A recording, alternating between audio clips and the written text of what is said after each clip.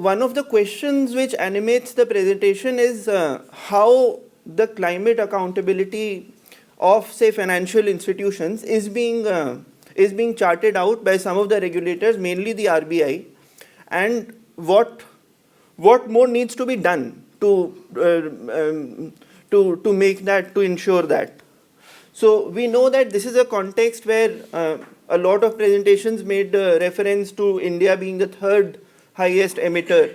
And Indian banks are also, according to several estimates, they are exposed directly to carbon intensive sectors like, say, steel, cement, coal, mining, and so on. And a lot of loans are there in the petroleum, in carbon heavy sectors like petroleum and coal, and emitting sectors like nuclear power. So this is the context which we are addressing, where Indian banks' exposure to these carbon emitting sectors is huge. And as Suranjali also referred to some of the reports published by RBI and the RBI survey itself, which looks at the accountability mechanisms in banks, that what are the mechanisms in banks which ensure sustainable finance or green finance.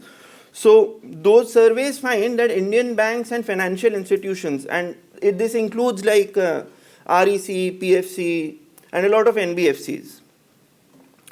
So the RBI survey of 2022, it finds that at the board level of most of the banks, there are hardly any structures present to take into account climate risk.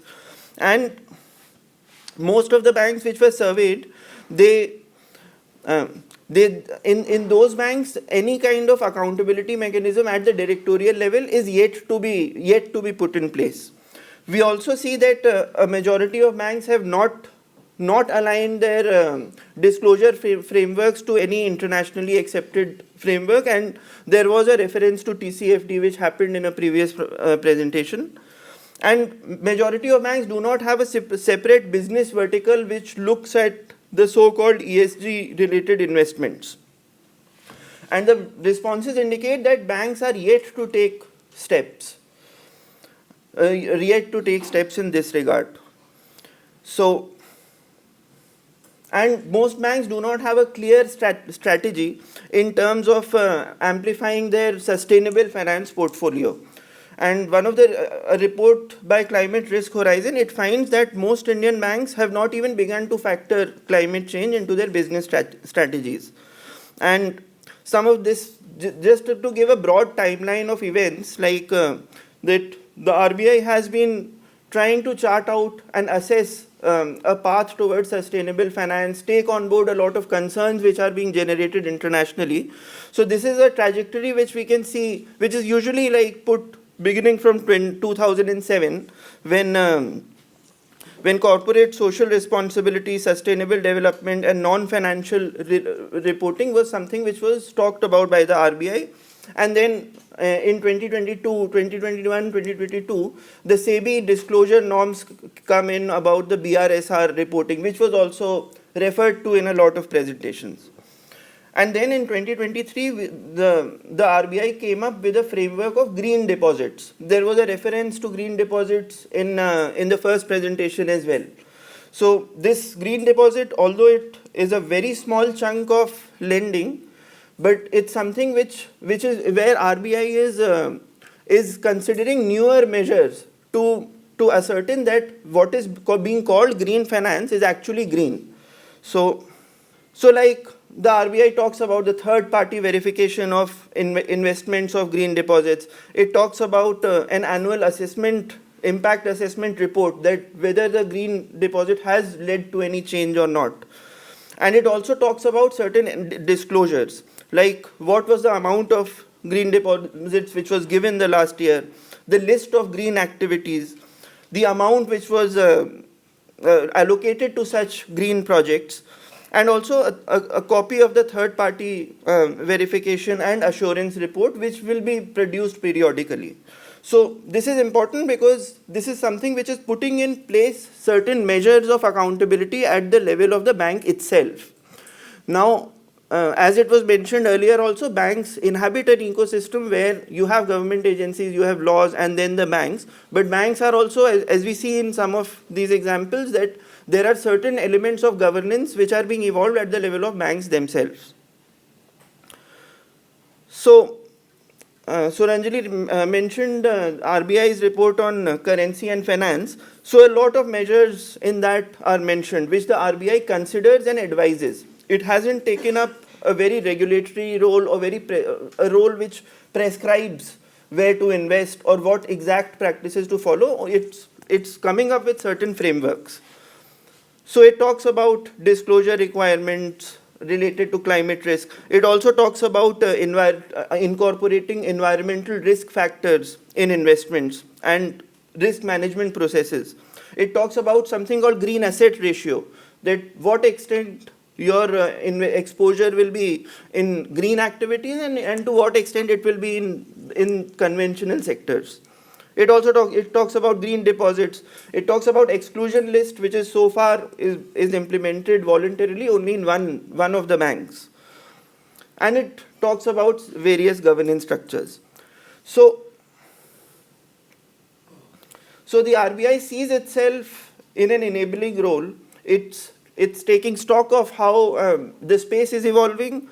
It is also invested in creating an ecosystem for investments for green activities. It is also putting in place a framework for climate accountability. So what I am trying to argue is that so far in these 2 days we have seen that the way we are imagining in terms of responding to the climate crisis is through investing in what is called green or sustainable finance. But what it seems is that the banks are that there is an imagination of the net zero calculation, which means that there will be industries, there will be sectors which will be producing a lot of emissions, and those continue to take place, and we replace them by certain green, we replace them gradually by green investments, and this is not also a complete replacement. And we also develop technologies which can absorb those emissions. So this imagination has resulted in this outcome that when we are considering about climate accountability of banks, we are constantly concerned with investments which can be made possible and how to make them possible. And we are not talking about the fact that what happens to the large chunk of investments which are already there, which are already in pipeline in sectors which are highly polluting, which have high social and environmental impact. So it's the net zero imagination which is making us talk only about the possible investments and not about ensuring climate accountability in investments which are already there and which are already promised. And these investments are in sectors such as coal, such as plastics, such as mining. These investments are already there, and that's something where what I think is that to unleash the full potential of financial institutions for climate accountability, we need to come out of this imagination that it's only the green sort of terrain which is also something which is we are in the process of understanding and classifying that what is green. I think that the financial institutions need to ensure climate accountability in projects which are considered as brown, which are conventional sectors. So that's why we see that there is a lot of discussion on green, but hardly any discussion of how do we manage the consequences of investments which are already there.